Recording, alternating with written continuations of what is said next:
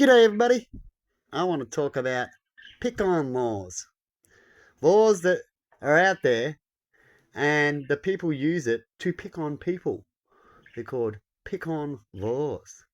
I believe they're not righteous and they need to be fixed, but they don't get fixed as they're left there for use to pick on each other. It's a way of creating chaos so they can fix it with their money. A little bit like the break theory, how they like things to be broken as it helps people buy again. Huh? Now, what are these type of laws? Well, I've talked about the noise complaint one, so that's one.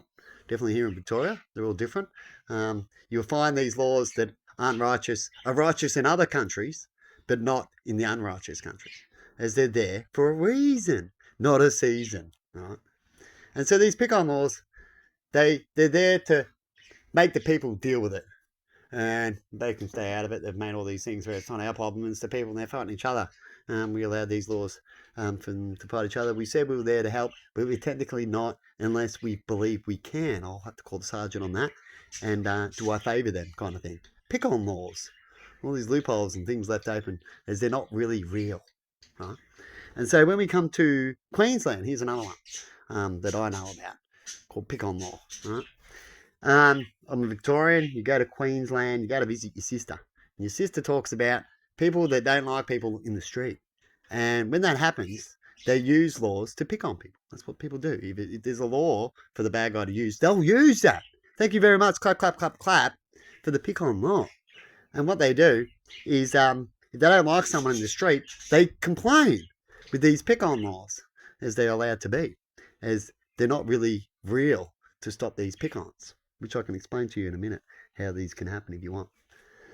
And what happens is you go visit people and say here in Victoria you're allowed to park on the nature strip, stuff like that, right?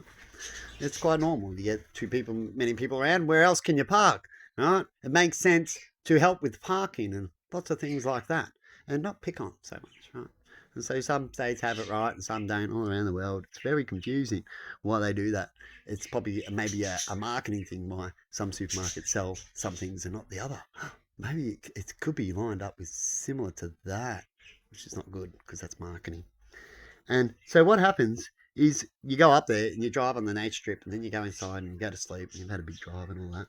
And as the street is very narrow where my sister lives, it's like a little skinny, narrow street, right?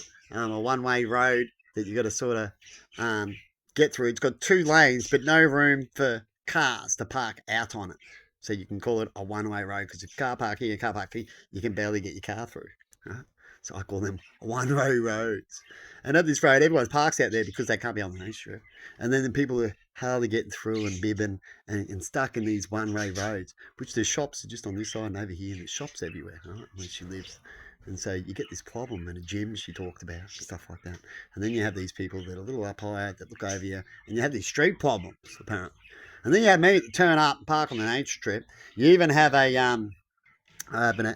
Bindy's boyfriend that doesn't really get along with me, her partner, and because this is what I heard the next day, forgets and other things like that, or has a grudge against you and doesn't tell you, and so I had to sleep and then wake up the next day and left it out there for 24 hours, you can say, and found a parking ticket there on the car as I was parked right on the nature strip, right in front of a fence. You know, you got the road and the nature strip, the fence, no footpath there, nothing like that.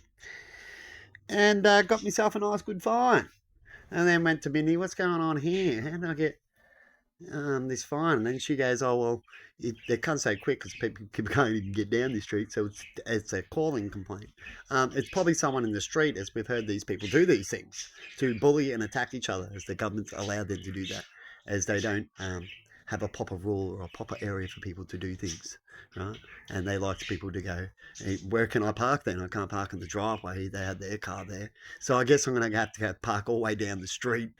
What a joke. But that's the system, isn't it? That's why other countries go, well, we can just pull up on the thing. Definitely if you're the person that lives there. If you're not the person that lives there, I understand a fine, right? Or not connected to the people of that property. You get it? Right? But if you are, then what's the problem? You're actually fixing an area where they're struggling in, right? Which is find a car park. Right? But that's the truth. Pick on laws, eh? And that fine I still haven't paid yet. I said to Minnie I'll fight that one day. One day they'll complain hard enough. And I guess I'll fight it. At least I'm a Victorian. And the day it annoys me, I guess I'll have to go fight it. But hopefully they'll make sense one day and just leave things. When they go to look at tickets, they go, there is sections like that. Should we keep going with it? They should have a section, if they don't, about these fines before we go further on something that perhaps is our fault, and they might have a reason why they did what they did.